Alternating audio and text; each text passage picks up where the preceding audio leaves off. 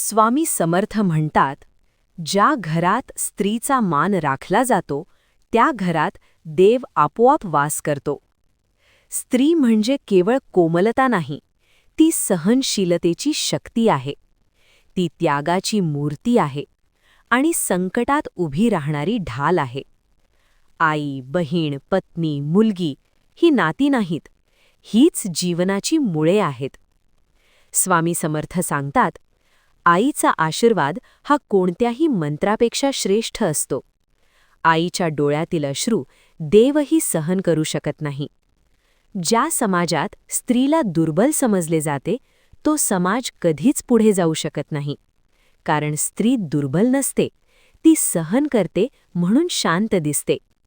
स्त्रीचा अपमान म्हणजे स्वतःच्या नशिबाचा अपमान.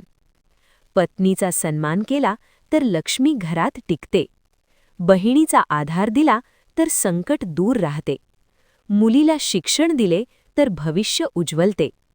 स्वामी समर्थांचा स्पष्ट संदेश आहे, जिच्या हातात घराची दोरी आहे तिच्याच हातात समाजाचे भविष्य आहे. आज जर तू स्त्रीचा आदर करशील तर उद्या तुझ्या आयुष्यात कधीही अंधार राहणार नाही. स्वामी समर्थांचा आशीर्वाद त्या व्यक्तीवर नेहमी असतो जो स्त्रीला देवी मानतो आणि माणूस म्हणून जगतो. जय जय स्वामी समर्थ. प्रणाम.